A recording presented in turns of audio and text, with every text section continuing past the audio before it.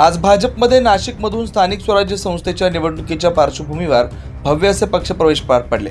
यामध्ये नाशिकमधून आज नुकतेच काही दिवसांपूर्वी ज्यांची शिवसेनेत महानगर प्रमुख म्हणून नियुक्ती करण्यात आली होती असे मामा राजवाडे आणि उपनेते सुनील बागुल यांच्यासह माजी स्थायी समिती सभापती गणेश गीते, कमलेश बोडके, सचिन मराठे, सीमा ताजने यांचा भाजपा प्रवेश निश्चित झाला होता। मात्र प्रवेश होण्याआधी शिवसेनेचे खासदार संजय राऊत यांनी सोशल मीडियावर टीका करत सुनील बागुल आणि मामा राजवाडे यांच्यावर नाशिकमध्ये गुन्हे दाखल असून त्यांना जामीनही नाही असं म्हणत भाजपा म्हणजे भारतीय जमवाजमव पार्टी याची उपरोधिक टीका केली।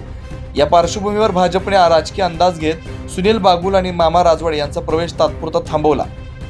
दोघांवरही भद्रकाली पोलीस ठाण्याच्या हद्दीत गंभीर स्वरूपाचे गुन्हे दाखल असल्यानं आज त्यांच्या प्रवेशावर ब्रेक लागला। बागुल आणि राजवाडे यांच्या जामीन अर्जावर 5 जुलै रोजी सुनावणी होणार आहे। तोपर्यंत भाजप वेट अँड वॉचच्या भूमिकेत आहे। मामा राजवाडे यांचा भाजप प्रवेश थांबवण्यात आला असला तरी ठाकरे गटाने लगेचच त्यांची हकालपट्टी केली आणि त्यांच्या जागी माजी आमदार वसंत गीते यांचे पुत्र प्रथमेश गीते यांची महानगर प्रमुखपदी नियुक्ती केली। मात्र दुसरीकडे माजी स्थायी समितीचे सभापती गणेश गीते यांची भाजपात घरवापसी झाली। विधानसभा निवडणुकीत उमेदवारी न मिळाल्यानं नाराज गणेश गीते यांनी शरद पवार यांच्या राष्ट्रवादी काँग्रेसमध्ये प्रवेश केला होता। त्यांनी विधानसभेत विद्यमान आमदार राहुल ढिकले यांच्या विरोधात नाशिक पूर्व मतदारसंघातून आमदार राहुल ढिकले यांच्या विरोधात उमेदवारी केली होती।